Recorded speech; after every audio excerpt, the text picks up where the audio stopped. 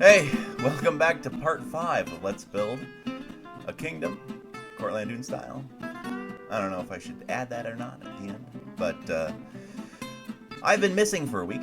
I got sick. And let's get going. So I started by building a couple of test houses, and then I realized very quickly that I had yet to build a gate, so no one could actually get in to the kingdom. So I took out a turret for the wall and started hollowing out a space so that people could actually wheel carts in.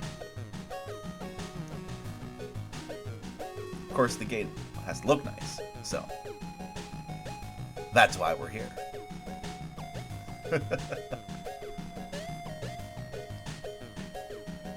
So once I got the road in place here and the door about as wide as I wanted it to be, made a little arch, and I got some inside in the middle there. I've got a little space so that I have room for the portcullis.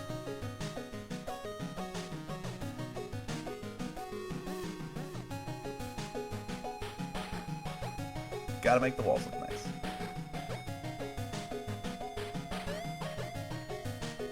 I mean, they're not rich otherwise.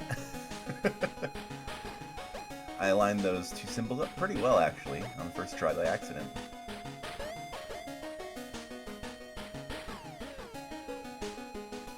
Copying the front to the back. And I tried the portcullis with iron fence, but it didn't look good, so back to wood.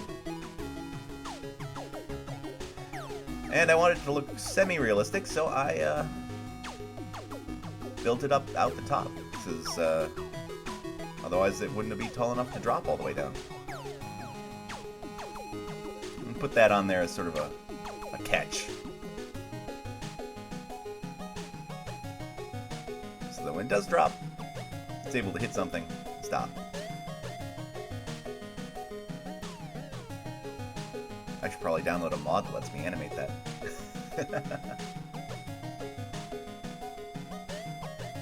I think I saw the Yogscast do that sort of thing once.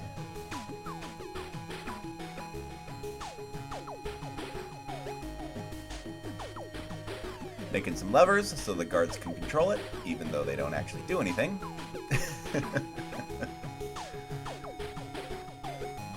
And widening the road a bit because it doesn't look right otherwise.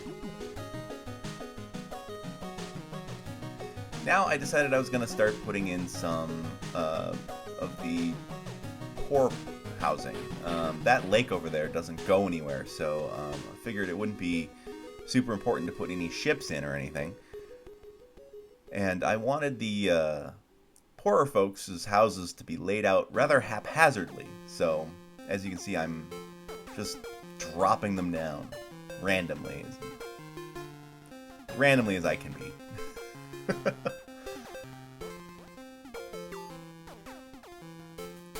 Building up on that hill over there kind of got in the way.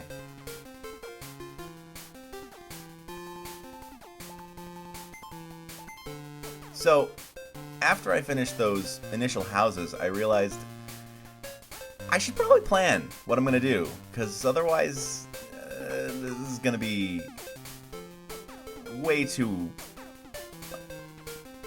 wacky. Like, I won't know what I'm going to do. So what I did was I opened up Photoshop. I took a little screenshot of what I had done so far, because I like the randomness that I got in the slums, I guess you'd call it. Well, they're not so much slums, because there's actual houses there, so it's just the poor people. Anyway, I went to Photoshop, and I created a cooper, a jeweler, a cobbler, a food guy, leatherworking, and a fortune teller up in the corner there. And then I created a butcher, baker, candlestick maker, blacksmith, open market, and a guardhouse. And then I, by the in the poor folks district, I put in some little roads, and I also put in a small guardhouse because I figured they should probably have a little extra security around the city. And then on the right-hand side, I put in some more plain housing, a courthouse, gallows, undertaker, jail, gambling, den, brothel, and apothecary, because those are all located in less than desirable areas. So, here I am, starting the master plan. Once I got all that set up, I just started making everything sort of match what I did in the outline. There I am, sort of trying to figure out the proper spacing for the fortune teller in between the jeweler and the cooper. Talking about the outline, actually, I decided to do a sort of, I guess, a more serious version of a medieval town, not a fantasy one. Although you might as well call mine a fantasy one anyway, because I mean, I don't think any medieval town's probably laid out this well.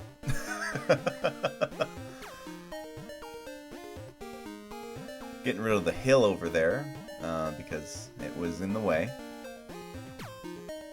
And I figured I want my city to be more varied, based on not the ground height, but the building height. I think that was kind of important, is to make the city interesting through the buildings, not the terrain as much, because the surrounding terrain is really interesting.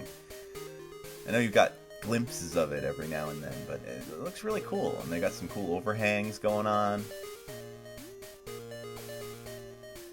I actually really like the seed of this world. I'll drop it down in the description at some point. Hopefully this time. Hopefully I remember. Throwing in some pathways. Put a little center square in there.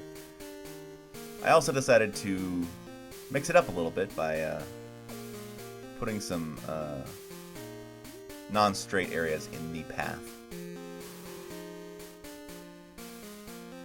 Because I noticed that I didn't really like how symmetrical each side was looking.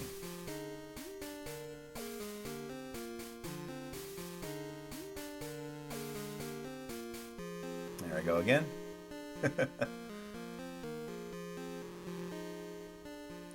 It's all in the attempt to make it look like the houses were laid down first, and then the roads came in second.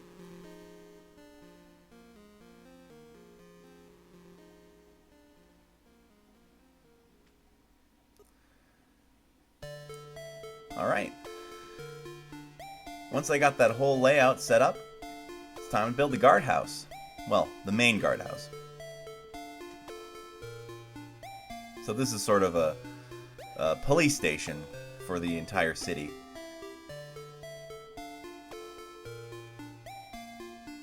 Separate from the guards of the castle. Albeit all on the same payroll.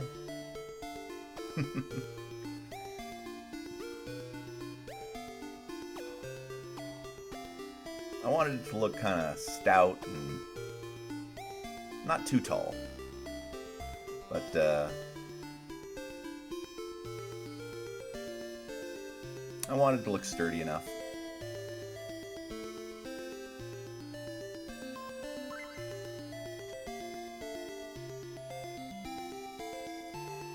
I'm trying to put in some variation in the way I built the sides of the building, and I succeeded down at the bottom more than in the middle there. So as you can see, I went back and redid it,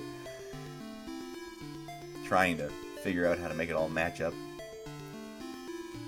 And when I started doing the windows, I made this little I guess half square, no, not half square, 3/4 of a square space, and I just liked how it looked, so I kept it, and that is actually going to become a kind of a symbol I use more often around the entire city, actually. Because I figured that would be their symbol for justice. And a little while ago, I lowered the whole building down like a square. Because, again, I wanted it to be stout. Moving on to the courthouse.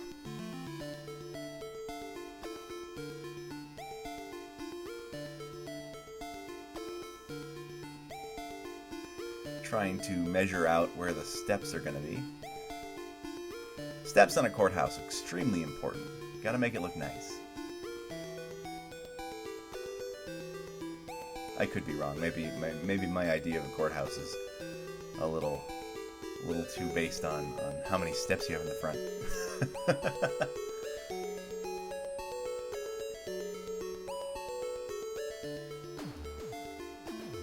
So I built the top of the courthouse to make it look a little bit more regal. Since, you know, judges tend to be a little bit, under the thumb of the king, right? And here I am experimenting with the shapes and symbols in the front on that tower there. Still not, I don't think I have yet to realize that I wanted to use the symbol I created over on the guardhouse yet.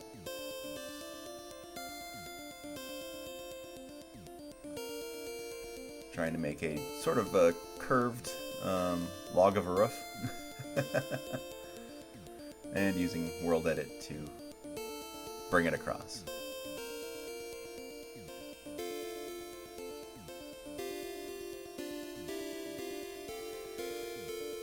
And adding a little bit of depth there.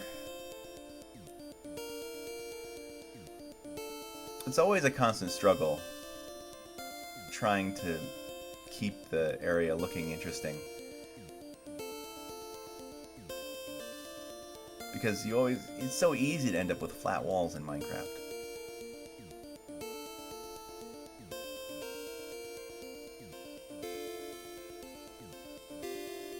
I'm making some space for some wading pools. And of course I want to put some light in there. Now that's completely unrealistic, I'm sure. having underground lamps, or underwater lamps, I should say. But I don't know. It's Minecraft. It looks cool. Live with it.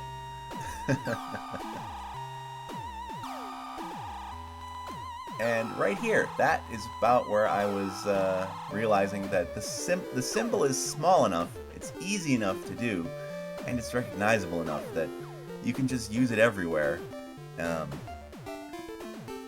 it becomes a symbol much like the sun symbol, which I decided to throw in there because church and state aren't exactly separate in medieval times.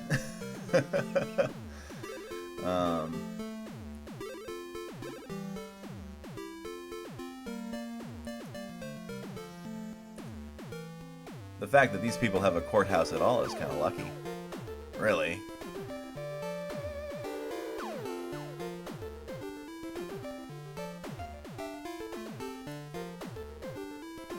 And I'm just making final passes around the whole thing, just trying to figure out how to spice it up a little bit more.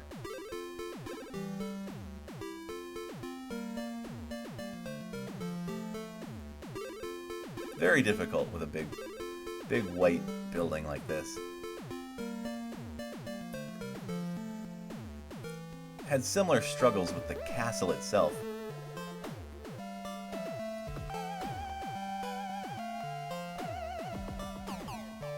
There we can see the guardhouse in its finished state.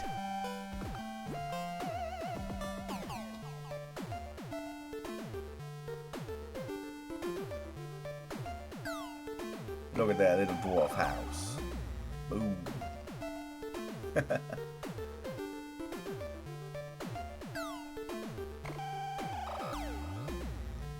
and the courthouse with its built-in jail and a brand new car. No. And there's the whole city layout. I hope you enjoyed this episode of Let's Build a Kingdom. I'll catch you guys next time. Have a great week.